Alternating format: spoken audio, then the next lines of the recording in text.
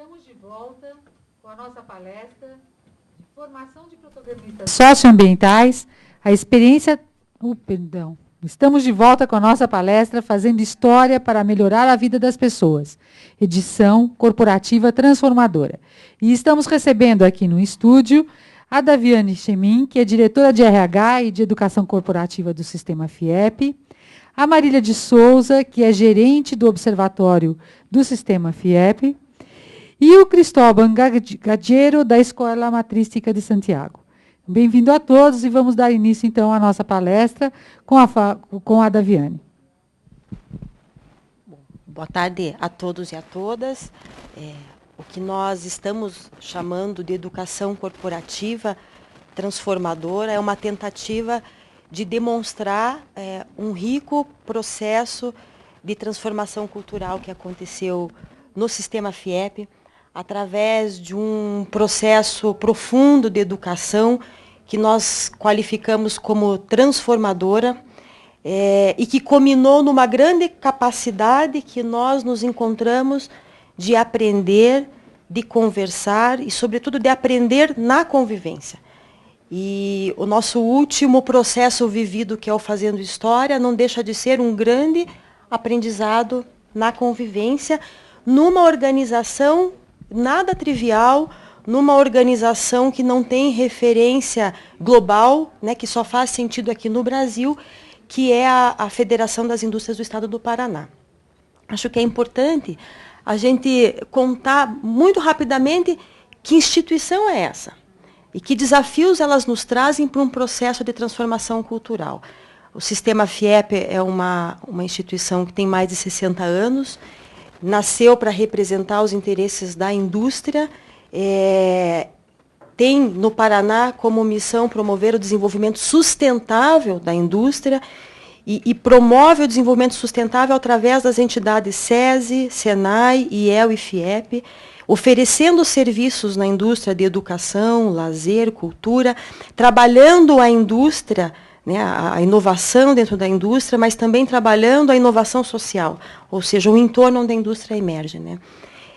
Porém, para que ela possa desempenhar a sua missão, ela recebe recursos compulsórios das indústrias, o que a dá uma característica parafiscal, né, o que faz com que nós sejamos continuamente acompanhados e controlados por órgãos fiscalizadores, afinal não são recursos públicos, mas são recursos da indústria, e isso nos dá uma característica hierárquica, burocrática, presente o tempo todo na organização. Então é importante a gente contextualizar que empresa nós temos para contar que, apesar das nossas características originais essenciais, um processo de mudança cultural profundo foi permitido viver aqui. E o ponto de partida desse processo de mudança cultural é uma organização que há 8 anos atrás tinha 1.000 colaboradores, 1.000 funcionários. Nós não funcionávamos como um sistema integrado. Hoje nós temos SESI, SENAI, IEL, FIEP, mas não funcionávamos como um sistema. Cada entidade dessas trabalhava de forma isolada. Nós tínhamos ainda muita burocracia no trabalho e nas relações, um controle excessivo, né, pela característica da instituição, pouca autonomia, né, por uma vez que tem controle, você acaba tendo pouca autonomia.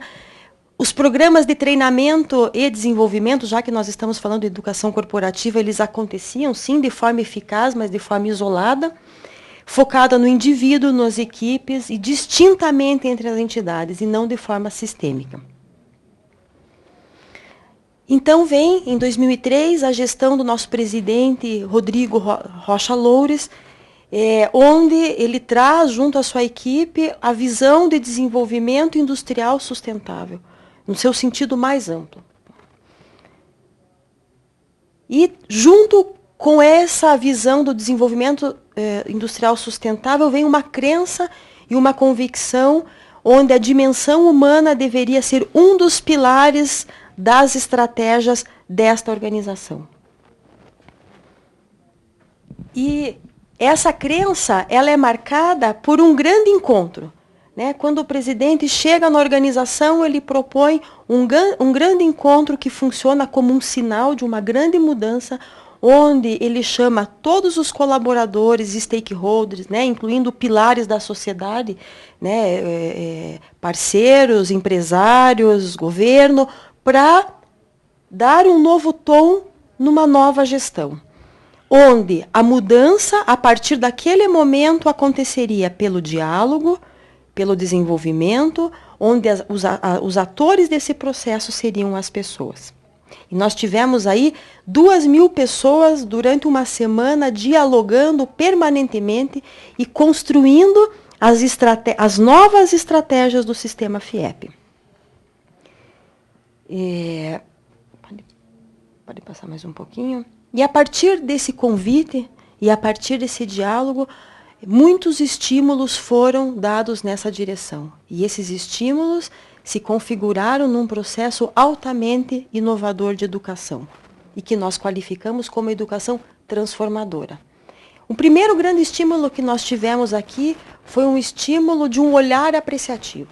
Nós passamos por um processo de certificação em investigação apreciativa, é uma metodologia que nasceu na Case Western Reserve, e esse processo trouxe tanto nossos gestores e profissionais de educação-chave, um convite para poder enxergar, em primeiro lugar, o melhor das pessoas, a partir de suas fortalezas, e também enxergar as possibilidades na adversidade e na complexidade que vivia o sistema FIEP naquela época. Nós tivemos um grande outro estímulo, que foi o estímulo de funcionar como um sistema, onde nós tivemos nossa equipe de diretores dialogando permanentemente num fórum específico, tomando decisões com impacto sistêmico, né, e fazendo alinhamento das estratégias que agora não mais poderiam funcionar de maneira isolada, mas sempre convergentes para um propósito maior, que nós viemos descobrir logo depois, que era o de melhorar a vida das pessoas na indústria e na sociedade.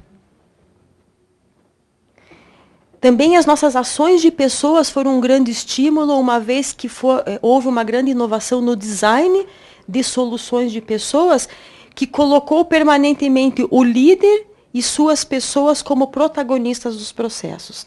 E também houve um empreendimento grande de significado de pessoas nos fazeres da organização. Todos esses estímulos, na verdade, funcionaram como adubo para preparar uma boa terra, né? A boa terra do sistema FIEP. E ainda nessa boa terra, nós tivemos um grande estímulo de olhar para os resultados que nós queríamos. E o compromisso com o resultado, com grandes orientações, como, por exemplo, mapa estratégico, balance scorecard, compromissos com resultados, estabelecimentos de acordos entre as pessoas, foco do cliente, nos ajudaram a encontrar resultados. Mas a maneira pela qual nós encontramos esses resultados, através de valores, crenças, olhando o melhor das pessoas, nos levaram a ter resultados, na verdade, extraordinários. E a gente vai enxergar esses resultados no final desse processo. Ainda essa boa terra, ela foi adubada pelo fazer das entidades, que naturalmente tem a missão do serviço. Um propósito nobre de melhorar a vida das pessoas. Trabalhar com educação, saúde, lazer e bem-estar.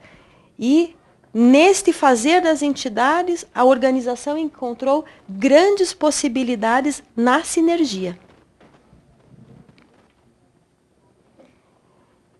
Naquilo que nós chamamos de educação transformadora, que foi o fio condutor de todo o processo de transformação cultural, a nossa educação sempre foi diferenciada porque nós aprendemos na ação, na experiência, na convivência e na reflexão. E nós tivemos, a partir desse entendimento, muitos outros estímulos com essa proposta. E aí a gente vem e tem aqui a cultura da inovação. Em termos de cultura de inovação, foi feito um investimento significativo, em termos financeiros, inclusive, mas muito mais em termos de investimento de tempo das pessoas, de mobilização de pessoas dentro da organização, com o objetivo de criar uma cultura de inovação. muitas vezes se fala em inovação, precisamos inovar, temos que ser inovadores, e nós, refletindo sobre o tema, entendemos que, antes de tudo, era necessário construir uma cultura de inovação. E, para isso, foi lançado mão do que, naquele momento, nos parecia mais oportuno, em termos de cooperação internacional. Foi trazido um grande especialista chamado Marc Gigé, que esteve conosco durante 1 ano e meio, trabalhando com praticamente 500 pessoas da organização, com o intuito de, no decorrer desse tempo, construir essa cultura. Reverberou em diversas instâncias, em diversos projetos, e até hoje continua, eu diria, se amplifica, né, na medida em que isso vai entrando em outras esferas, em outras camadas dentro da organização. Então, nós tivemos um novo estímulo, onde nós passamos por um programa chamado Biologia Cultural, que foi uma parceria estratégica com a Escola Matrística de Santiago, onde nós tivemos uma turma de 70 pessoas, sendo que 50 pessoas tratavam-se de pessoas-chave do sistema FIEP, que trabalhavam e trabalham com educação, gestores de áreas estratégicas, vivenciando um entendimento diferenciado. Acho que é interessante aqui falar sobre a biologia cultural e o impacto desse processo, porque talvez seja uma das coisas mais ousadas que eu tenha notícia em termos de educação corporativa, pela profundidade do processo. Então, foi um processo de 3 anos, não de 3 meses. Então, a organização se propõe a oferecer no espaço de trabalho, durante o tempo em que as pessoas estão na organização, 1 semana a cada 3 meses, durante 3 anos, e nos intervalos entre essas semanas presenciais, muitas atividades, muitos encontros, muitas reflexões, onde se criou, eu diria, um espaço emocional diferenciado. Uma vez que o processo de biologia cultural dentro da organização permeou da diretoria até a ponta, ou seja, profissionais que trabalham com empresas, com jovens, com educação, muitas pessoas da educação, e com isso se criou um vocabulário novo, sonhos diferenciados, desejos de transformação e modos de operar que eram até então desconhecidos dentro da organização.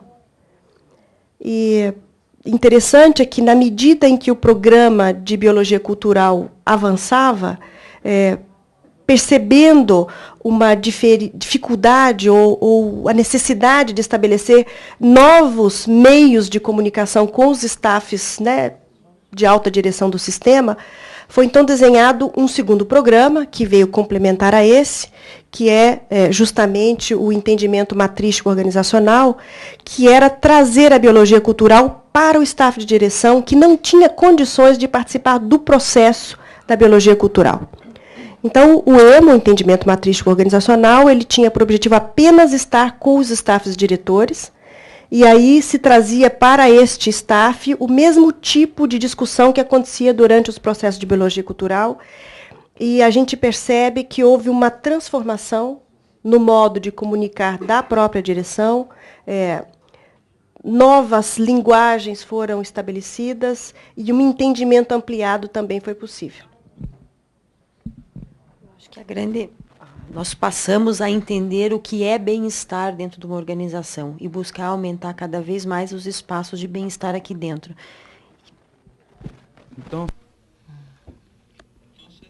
Então, temos, neste processo de educação corporativa, um processo de entendimento, um processo de conhecimento.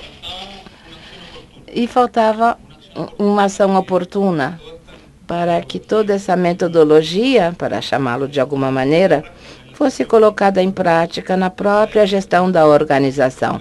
Considerou-se naquele momento que a ação oportuna era esse processo de intervenção organizacional chamado entendimento matrístico organizacional. O entendimento, este processo de entendimento, tentou, e acho que conseguiu, de alguma forma, gerar os espaços de conversa entre os